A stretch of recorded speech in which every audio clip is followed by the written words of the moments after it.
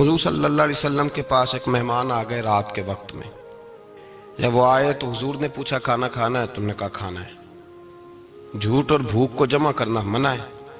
کہا جی کھانا ہے. تو حضور صلی اللہ علیہ وسلم نے فرمایا ازواج مطہرات کے گھروں میں پتہ کرو کچھ ہے. حضرت ام سلمہ کے گھر میں پتہ کیا تو کہا یا رسول اللہ 4 دن سے روٹی نہیں پکی. حضرت زینب سے پوچھا تو کہا حضور کئی دن سے چولہا ہی نہیں جلایا. حضرت عائشہ صدیقہ، حضرت میمونہ، حضرت سودا، تمام گھروں سے بظاہر یہ دو جہاں کے شاہ ہیں پر پاس کچھ رکھتے نہیں. دو جہاں کی نعمتیں ہیں ان کے خالی ہاتھ میں.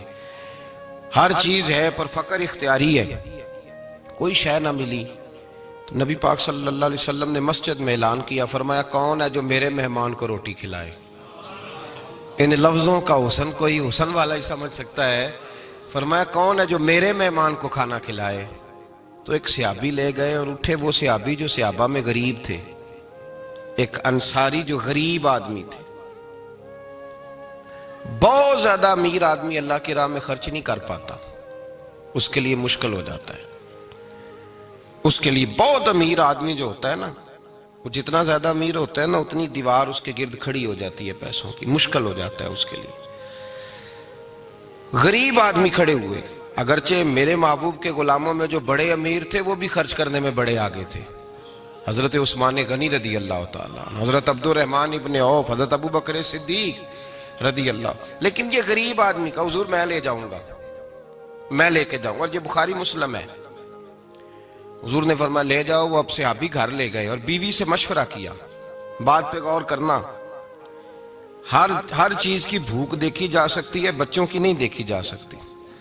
وہ انصاری حضور کے مہمان کو گھر لے گئے، جا کے بیوی سے مشورہ کیا. کہا بھلی مانس گھر میں کچھ ہے؟ تو اس نے کہا تھوڑا سا بچوں کے لیے کھانا رکھا ہے. بچوں کے لیے. بچے تو بزدل کر دیتے ہیں، بچے تو آدمی کو بزدل کر دیتے ہیں، بچے تو مار دیتے ہیں، کلیجہ پھٹ جاتا ہے بچہ بھوکا ہو تو، نیند ہی نہیں آتی. اب صحابی اپنی بیوی سے کیا کہتے ہیں؟ کہتے ہیں بچوں کو بہلا کے سلا دے. اور رسول اللہ کے لیے نہیں، رسول اللہ کے مہمان کے لیے. بھئی نبی پاک کے لیے نہیں، حضور کے. تجھ سے در در سے سگ اور سگ سے ہے مجھ کو نسبت. میری گردن میں بھی ہے دور کا پٹکا تیرا، تجھ سے در در سے سگ سگ سے ہے مجھ کو نسبت. لمبی بات ہے. کہ بچوں کو سلا دو. بی بی نے بچوں کو سلا دیا تو میاں بیوی کا مشورہ ہوا کہ مہمان کے ساتھ بیٹھ کے روٹی کھانا بھی سنت ہے. تو اب مہمان کے ساتھ بیٹھ کے کھانا بھی ہے تو کھانا ہے 1-2 آدمی کا. اب خاوند اپنی بیوی کو تیار کرتا ہے کہ میں بھی کھانے پہ بیٹھ جاؤں گا، تو بھی بیٹھ جانا. اور جب مہمان کھانے میں ہاتھ ڈال لے تو اٹھنا، کہنا او ہو دیا تو صحیح کیا ہی نہیں، ابھی بجھ جائے گا. اور جا کے دیا بجھا دینا. ہم ہاتھ ہلاتے رہیں گے، مہمان روٹی کھاتا رہے گا. اور یار اس درد کو، اس کیف کو سمجھو. گھر میں بچے بھی بھوکے، بچوں کی ماں بھی بھوکی، بچوں کا باپ بھی بھوکا. دسترخوان پہ روٹی لگ گئی، روٹیاں چن ڈالی. بی بی اٹھی کہنے لگی او ہو چراغ تو صحیح کیا ہی نہیں، یہ تو بجھ جائے گا. حوصلے مند بی بی جس نے بچے بھوکے سلا دیے. وہ بھوکے سوئے ہوئے بچوں کی بھوکی اماں اٹھی اور اپنے خاوند کی تابع داری میں اٹھی. میں گڈی تے ہتھ ڈور سجن دے، وہ جنج رکھے اونج رہنا ہے. اٹھی اور اس نے نہ دیا ٹھیک کرنے کے بہانے بجھا دیا. مہمان روٹی کھاتا رہا اور رسول اللہ کے نوکر قربانی دیتے رہے. وہ روٹی کھا کے سیر ہو کے بستر بچھایا تو سو گیا. یہ میاں بیوی ساری رات بچوں کی طرف دیکھتے رہے اور غور کرتے رہے اور راضی رہے کہ ہم نے حضور کا فریضہ نبھایا ہے. قربان جاؤں محبوب پہ، بے خبر ہو جو غلاموں سے وہ آقا کیا ہے. وہ صحابہ وہ اگر قربانیاں دیتے تھے تو جو اعزاز ملتا تھا وہ بھی بڑا شان والا ہے. صحابی کہتے ہیں میں فجر کی نماز پڑھنے مسجد آیا، پہلا قدم رکھا تو میرے کریم بولے. حضور نے فرمایا رات جو تو نے اور تیری بیوی نے عمل کیا ہے خدا کو بھی بڑا پسند آیا ہے، محمد مصطفیٰ کو بھی بڑا پسند ہے. اور پھر ایک لفظ اور ہے حدیث میں، ایک روایت میں کچھ جملے اور بھی ہیں. حضور نے فرمایا جب تو اور تیری بیوی رات مہمان کے ساتھ ایثار کر رہے تھے نا تو عرش کا مالک تمہیں مسکرا مسکرا کے دیکھ رہا تھا. رب تمہیں دیکھ کے مسکرا رہا تھا، رب تمہیں دیکھ کے مسکرا، تر دامنی پہ شیخ ہماری نہ جائیے، ہم دامن نچوڑ دیں تو فرشتے وضو کریں۔ فرمایا وہ مسکرا رہا تھا کہ میرے بندے میرے رسول کی رضا کے لیے کیا کر رہے ہیں۔ اور صاحب دیکھو، نبی پاک کے لیے نہیں، خاندان کے لیے نہیں، خاندان نبوت کے لیے نہیں، حضور کے نہ سمجھیں یار، اس پہلو کو سمجھیں، نبی پاک کے بریلی کے امام بول پڑے، فرمانے لگے تجھ سے در، در سے سگ، سگ سے ہے مجھ کو نسبت، تجھ سے در، در سے سگ کتے کو کہتے ہیں فارسی میں۔ فرماتے محبوب تیرا دروازہ اور دروازے پہ کتا اور کتے کے پاس میں بیٹھا ہوں، چلو کتے کے پاس تو بیٹھا ہوں نا، میری گردن میں بھی کوئی تو پٹکا آیا ہی ہے نا، تجھ سے در، در سے سگ اور سگ سے ہے مجھ کو نسبت، چلو میری گردن میں بھی ہے دور کا پٹکا تیرا۔ قرآن مجید بول اٹھا، رب کریم نے فرمایا حبیب یہ تیرے غلام وہ ہیں کہ وَيُقْصِرُونَ عَلَىٰ أَنفُسِهِمْ وَلَوْ كَانَ بِهِمْ خَصَاصَةٌ، فرمایا ان کا حال یہ ہے کہ جس چیز کی شدید حاجت ہوتی ہے وہ بھی اپنے بھائیوں پہ قربان کر دیتے ہیں، وہ دے دیتے ہیں تیرے نام پہ۔ جب مکے والے مدینے آئے، انصار مدینہ، تو میرے مصطفیٰ کریم نے فرمایا نہ تمہاری نسلیں ایک ہیں نہ قبیلے ایک ہیں، لیکن تمہارا نبی ایک ہے، تمہارا رسول ایک، خدا ایک، کتاب ایک، تمہارا میری وجہ سے رشتہ ہے، چلو اپنے بھائیوں کے ساتھ احسار کرو، چلو احسار کرو۔ اگر کسی کے 2 مکان تھے تو اس نے ایک اس کو دے دیا جو مکے سے آیا تھا، 2 باغ تھے تو ایک دے دیا، کسی کے پاس ایک تھا تو آدھا بانٹ کے دے دیا، ہر چیز تقسیم کر دی۔ حالات بدل جاتے ہیں، حالات بدل جاتے ہیں، تلک الایام نداولها بین الناس، اللہ لوگوں کے درمیان دن بدل دیتا ہے، حالات بدل گئے، بڑا مال غنیمت آیا، بنو نزیر کا علاقہ فتح ہوا تو میرے رسول پاک صلی اللہ تعالیٰ علیہ وسلم نے انصار مدینہ کو اکٹھا کیا، فرمایا بھئی مال اب بڑا آ گیا ہے، 2 باتیں، یہاں تو اس طرح کرتے ہیں کہ میں ان کو کہتا ہوں جو مکے سے آئے تھے کہ جتنی تمہاری جائیدادیں باغ انہوں نے لیے ہیں واپس کر دیتے ہیں تمہیں، اور جو مال آیا ہے وہ بھی تم میں سے آدھا آدھا دونوں کے درمیان بانٹ دیتے ہیں، یا جیسے تمہارا دل چاہے، تمہارے مال بھی واپس کرتے ہیں اور جو وہاں سے مال آیا وہ تمہارے بیچ بانٹ دیتے ہیں، یا اگر تم کہو تو یہ مال ان کو دے دیتے ہیں مہاجرین کو، تمہیں تمہارے مال واپس مل جاتے ہیں۔ حضور نے پوچھا انصار مدینہ سے، حضرت سعد بن معاذ، سعد بن عبادہ تڑپ کے کھڑے ہوئے، عرض کی محبوبہ میں تو ابو بکر کو جانتا ہی نہیں تھا، حضور مجھے کیا پتا عمر کون ہے، میں کیا جانوں عثمان غنی مولا علی کی عظمتوں کو، محبوبہ میں نے تو تجھے ان کی طرف مسکرا کے دیکھتے ہوئے دیکھا ہے، تیرا جلوہ دیکھا ہے، تجھ سے در در سے سگ سگ سے ہے مجھ کو نسبت۔ یا رسول اللہ صلی اللہ علیہ وسلم ہم سے مشورہ نہ کریں، آپ اس طرح کریں جو جائیدادیں ہم نے انہیں دی ہیں وہ بھی ان کے پاس رہنے دیں، اور جو مال آیا ہے وہ بھی ان میں تقسیم کر دیں، اس لیے کہ ہمیں تو بس اتنا پتا ہے کہ یہ آپ کے غلام ہیں، آپ کے نوکر ہیں، ہمیں اس سے زیادہ کسی چیز کے کوئی غرض، بس آپ کے غلام ہے، بات ختم ہو گئی۔ حضور خاموش ہو گئے۔ صحابہ کہتے ہیں دیر کے بعد ہم نے کہا فیصلہ ہونا چاہیے، فیصلہ پتہ کیا ہوا؟ حضور نے ہاتھ اٹھائے، کہا اے اللہ میرے مدینے والوں پہ رحم فرما، اے اللہ میرے انصار پہ رحم فرما، اللہ ان کے جذبے قبول فرما۔ بھائی احسار والی زندگی وہ کیا بات ہوئی کہ میں نے بڑی قربانی دی ہے، اور جب تک تو قربانی نہیں دیتا تو قدر والا نہیں ہوتا۔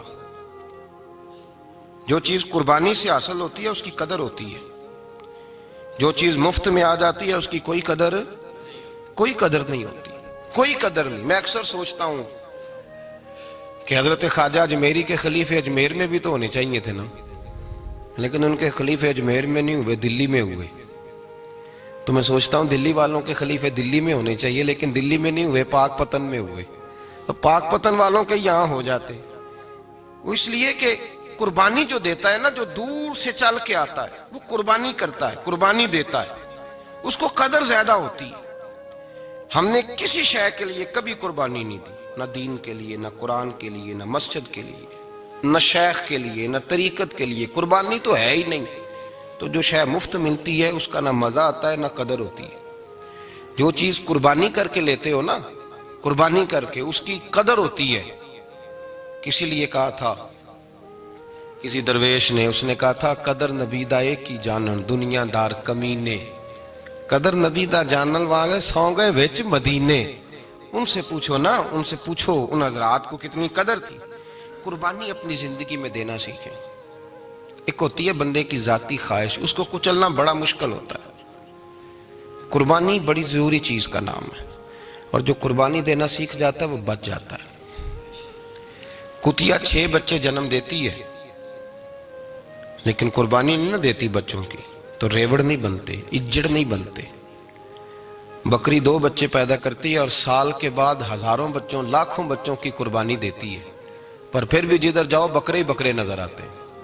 جو قربانی دینا سیکھ جاتا ہے نا، یزید نے کوئی قربانی نہیں دی، اس لیے کوئی شخص بھی کھڑا ہو کے نہیں کہتا، حالانکہ 14-15 بیٹے تھے یزید کے، کوئی بھی کھڑا ہو کے نہیں کہتا میں اس کی نسل میں سے ہوں.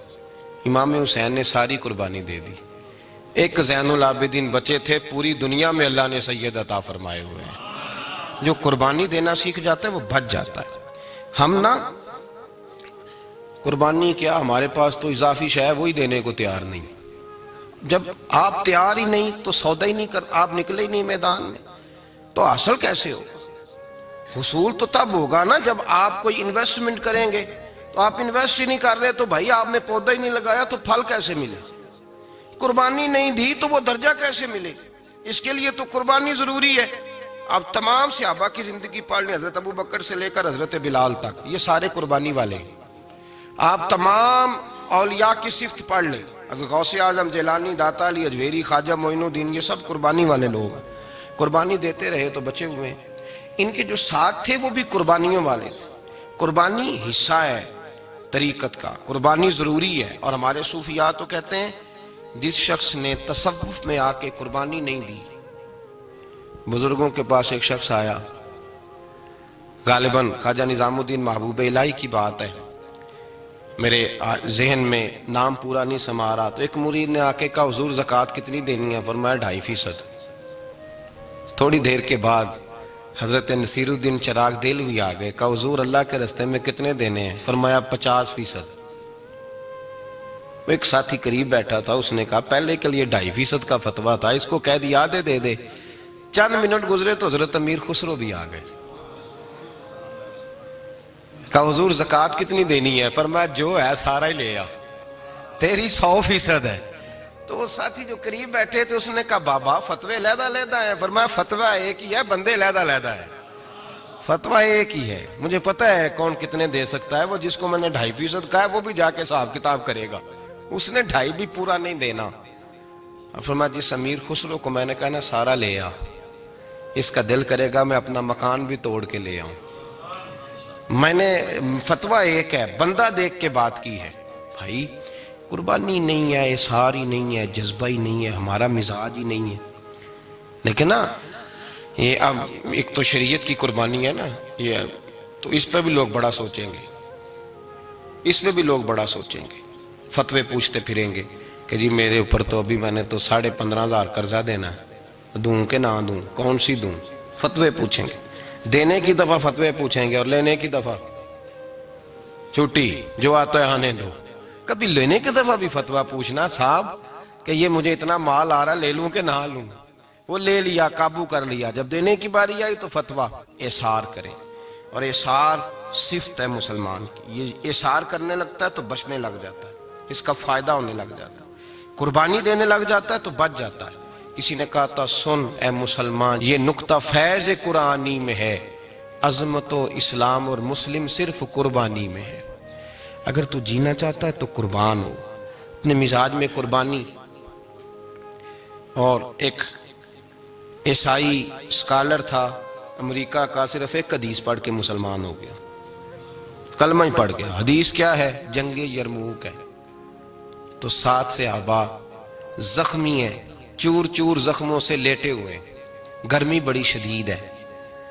العطش العطش، پیاس پیاس پیاس پکارے ایک صحابی. ایک آدمی دوڑا دوڑا آیا، پانی کا برتن ہاتھ میں ہے، اس کے منہ کے قریب پانی کیا تو قریب ایک اور زخمی نے کہا میں بھی پیاسا ہوں. زخموں سے چور چور شخص نے، میدان میں پڑے ہوئے آدمی نے کہا یار پہلے اسے پلا دو، وہ زیادہ پیاسا ہے. وہ کہتا ہے میں جب اس کے پاس گیا، اس کو پانی دینے لگا تو ایک آدمی قریب سے اور بولا یار میرے تو زبان پہ زخم ہے، دوڑ کے آؤ، بڑی پیاس ہے۔ کہتا میں نے پانی کا کٹورا اس کے قریب جو کیا تو چوتھا بول پڑا۔ اس نے کہا ادھر لے جاؤ یار، میرا گزارا ہو جائے گا، کام چل جائے گا۔ وہ کہتا پانچواں بول پڑا تو چوتھے نے انکار کر دیا، میں نہیں پیوں گا، پہلے اس کے پاس لے جاؤ۔ کہتا حد ہو گئی۔ ساتویں تک میں آیا، اور جب میں ساتویں تک آیا تو پہلے نے پھر چیخ ماری۔ تو فرماتے ہیں وہ ساتواں کہنے لگا نہیں ادھر لے جا یار، اس کو پیاس زیادہ لگی ہوئی ہے۔ کہتے ہیں جب میں اس تک گیا تو وہ جام شہادت نوش کر چکا تھا۔ پلٹ کے دوسرے کے پاس آیا تو وہ بھی فوت ہو گیا۔ تیسرے کے پاس آیا تو وہ بھی رب کریم کی بارگاہ ناز میں حاضر ہو گیا۔ ساتوں شہید ہو گئے۔ تو پانی کا کٹورا میرے ہاتھ میں رہا۔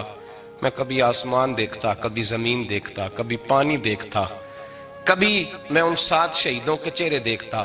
پھر دل میں خیال آیا یہ تو گردنیں کاٹنے والے تھے، یہ تو ایک دوسرے کو قتل کرنے والے تھے، یہ تو خون پینے والے تھے۔ آج یہ سارے اس لیے کر رہے ہیں کہ سارے محمد عربی کے غلام بن گئے، رسول اللہ صلی اللہ علیہ وسلم کے نوکر بن گئے۔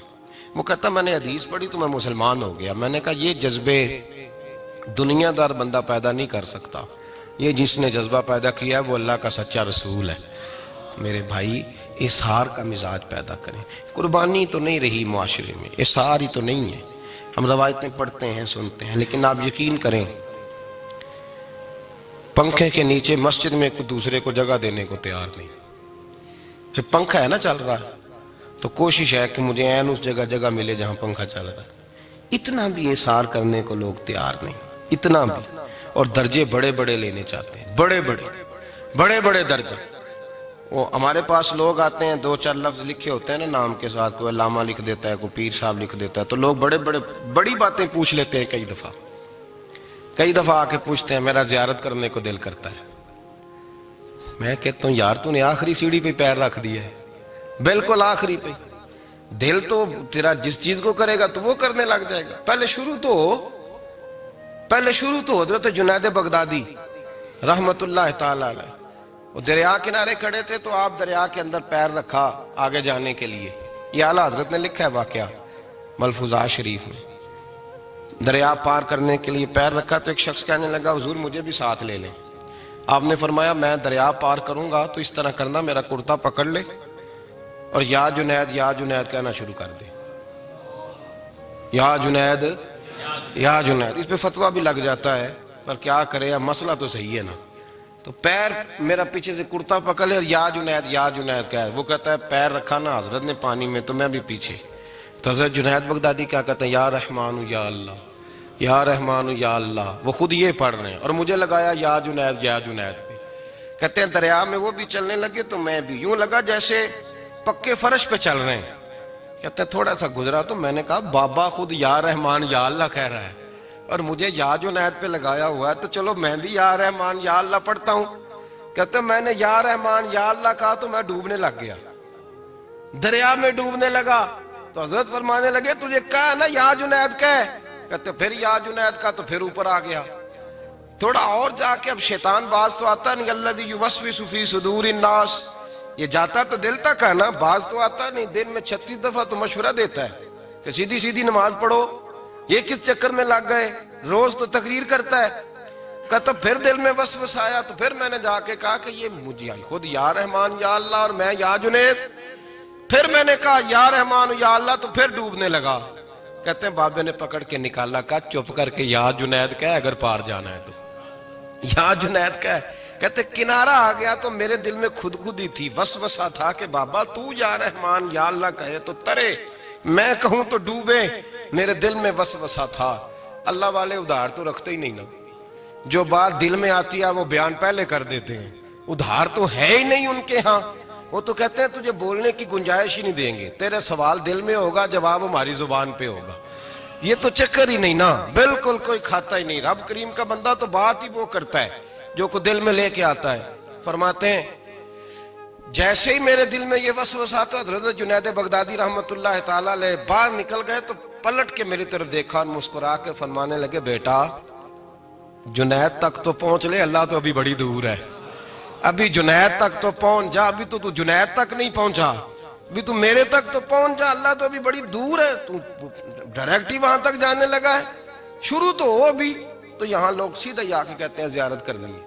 مجھے ایک صاحب کہنے لگے جی میں نے ایک پیر صاحب کے بارے میں سنا ہے ان کی بیعت ہوتے ہی بندے کو نبی پاک کا دیدار ہو جاتا ہے۔ میں نے کہا ٹھہر جا ذرا، اس کو بھی کہہ بریک پہ پیر رکھے، بیعت کرتے ہی دیدار ہو جاتا ہے، یہ کوئی لوٹ سیل ہے؟ زندگی گزر جاتی ہے انسان کی، مر جاتا ہے، اور جس کو حضور کا دیدار ہو پھر بچ جائے، پھر قائم رہے، پھر اس کی زندگی نہ بدلے، پھر اس کا دنیا سے کوئی تعلق رہ جائے۔ یہ پوچھ ابو بکر صدیق سے جنہیں دیدار ہوا تھا، جب دیدار ہوا تو یار رہا ہے، باقی کوئی شے بھی نہیں رہی، پھر محبوب رہے اور کچھ بھی نہیں بچتا۔ تو وہ کس طرح کا ہے جو دیدار بھی کراتا ہے اور پھر کہتا جاؤ دکان بھی کھول لو جا کے؟ یہ کیسی بات ہے؟ وہ ایک منزل ہے، وہ اپنی جگہ پہ آ کے آتی ہے، اور یہی بہتر ہے کہ پردوں میں وہ پردہ پوش رہے۔ وہ اگر پردے اٹھا دے تو کسے ہوش رہے، پھر مشکل ہو جاتا ہے معاملہ، مشکل ہو جاتا ہے۔ تو بھائی یاد رکھیں، قربانی دینا سیکھیں، اثار کرنا سیکھیں، اور صفر سے شروع کریں۔ زندگی میں ہم لینے کے چکر میں پڑ جاتے ہیں تو نقصان اٹھاتے ہیں۔ عقل کے گھوڑے کم دوڑائیں، محبت کے ساتھ عمل زیادہ کریں، دماغ کا استعمال کم کریں اور عمل زیادہ کریں، زیادہ عمل کریں، ورنہ شیطان تو نماز بھی نہیں پڑھنے دے گا۔ وہ تو کہے گا کہ جناب چلو ٹھیک ہے اللہ نے معافی کر دینا ہے نا، وہ تو کچھ بھی نہیں کرنے دے گا۔ دماغ کا استعمال کم کریں اور عمل زیادہ کریں، جد و جہد زیادہ کریں، اظہار کریں، قربانی کریں، اپنی زندگی میں کریں، کسی کے لیے کچھ اظہار کریں، کسی کو کچھ دیں۔ یہ جو ہم اولاد کے لیے قربانی دیتے ہیں نا، تو یہ قربانی نہیں ہوتی، یہ لالچ ہوتا ہے، یہ سودا ہے۔ پتہ ہے آپ کو یہ سودا ہے؟ ہم بچپن میں ان کی خدمت کریں گے، یہ بڑھاپے میں ہماری خدمت کریں گے، تو یہ تو تجارت ہے، یہ کوئی اصول نہیں۔ میرے بچے بڑے ہو گئے تو مجھے خیر صلی اللہ، یہ تجارت ہے بھائی، یہ تجارت ہے، یہ قربانی نہیں، تو تجارت ہے۔